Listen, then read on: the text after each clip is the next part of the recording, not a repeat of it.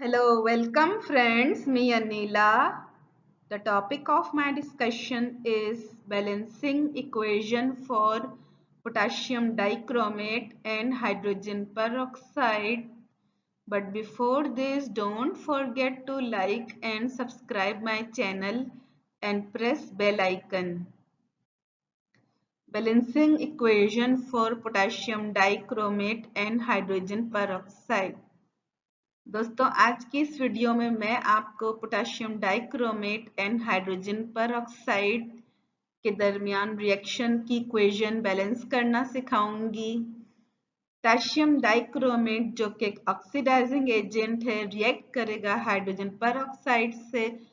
Hydrogen peroxide oxidising agent भी है और रिड्यूसिंग एजेंट भी है, मगर यहाँ पर ये एज अ रिड्यूसिंग एजेंट इस्तेमाल हो रहा है।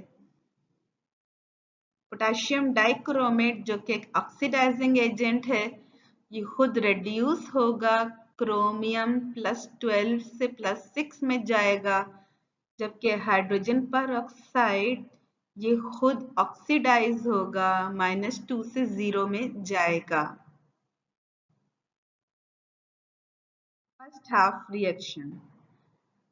हाफ रिएक्शन में हमारे पास पोटेशियम डाइक्रोमेट है, क्रोमेट आयन है Cr2O7-2, ये कन्वर्ट हो रहा है टू Cr+3 में।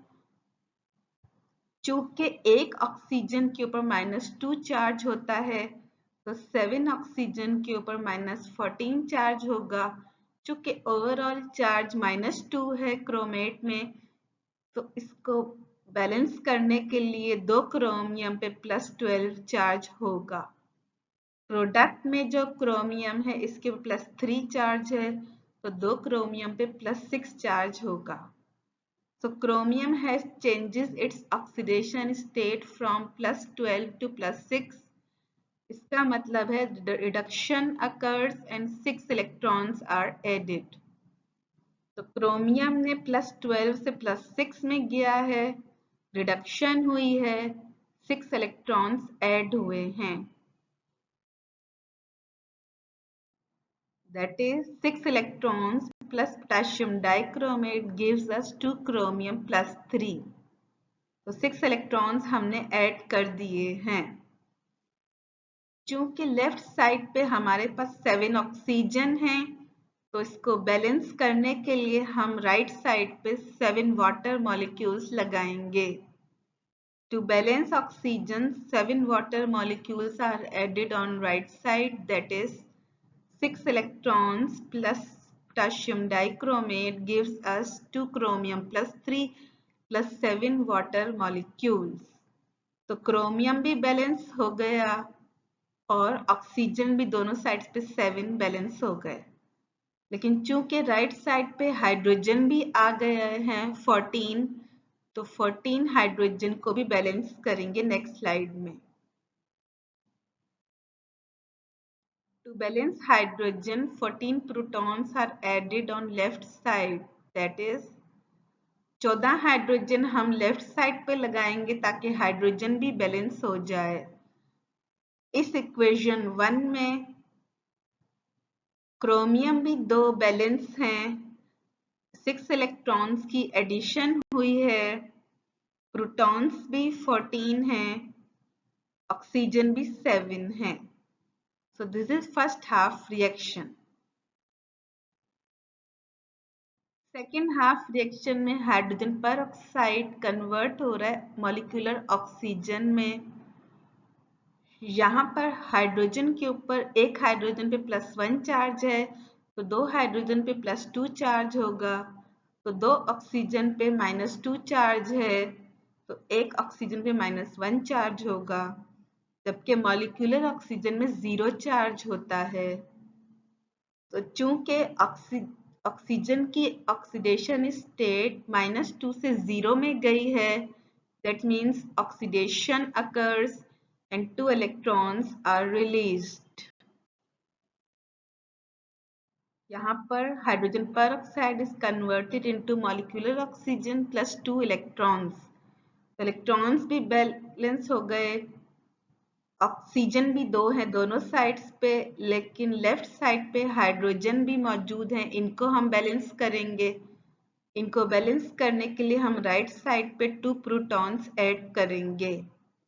To balance hydrogen, 2 protons are added on right side, that is H2O2 gives us molecular oxygen plus 2 electrons plus 2 protons.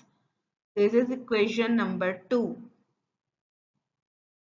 यहाँ पे ऑक्सीजन भी बैलेंस है, ऑक्सीडेशन भी हो रही है, 2 electrons are released, हाइड्रोजन भी बैलेंस हो गए हैं। लेकिन चूंकि इक्वेशन 1 में 6 इलेक्ट्रॉन्स हैं, तो हमें यहाँ पर भी इन 2 इलेक्ट्रॉन को 6 इलेक्ट्रॉन में कन्वर्ट करना है ताकि ये कैंसिल आउट हो जाएं। हम इक्वेशन 2 को मल्टीप्लाई करेंगे 3 से। Multiply equation 2 by 3, we get 3 hydrogen peroxide gives us 3 molecular oxygen plus 6 electrons plus 6 protons. This is equation number 3. चूंकि इक्वेशन नंबर 1 और इक्वेशन नंबर 3 में 6 इलेक्ट्रॉन्स हैं अपोजिट साइड्स पे, तो जब हम इन्हें ऐड करेंगे तो ये कैंसिल आउट हो जाएंगे। अब हम इक्वेशन 1 और इक्वेशन 3 को ऐड करेंगे। Add equation 1 and equation 3, we get 3 hydrogen peroxide plus chromate ion plus 14 protons gives us 3 molecular oxygen plus 6 protons plus 2 chromium plus 3 plus 7 water molecules. ये इक्वेशन है तो बैलेंस, लेकिन इसके अंदर प्रोटॉन्स भी कैंसिल हो सकते हैं क्योंकि राइट साइड पे 6 प्रोटॉन्स हैं, लेफ्ट साइड पे 14 प्रोटॉन्स हैं, तो ये कैंसिल होके 8 प्रोटॉन्स में आ जाएंगे। Subtract 6 protons from 14 protons, we get 8 protons. That is 3H2O2 plus chromate ion plus 8 protons gives us 3 molecular oxygen plus 2 chromium plus 3 plus 7 water molecules. So this is the balanced equation for the reaction between hydrogen peroxide and potassium dichromate. यहाँ पर potassium dichromate और hydrogen peroxide में mole ratio 1:3 का है। यहाँ पर number of electrons भी balanced हैं, एटम्स भी बैलेंस्ड हैं, दोनों साइड्स पे 2 क्रोमियम है, दोनों साइड्स पे 14 प्रोटॉन्स हैं, दोनों साइड्स पे 13 ऑक्सीजन हैं।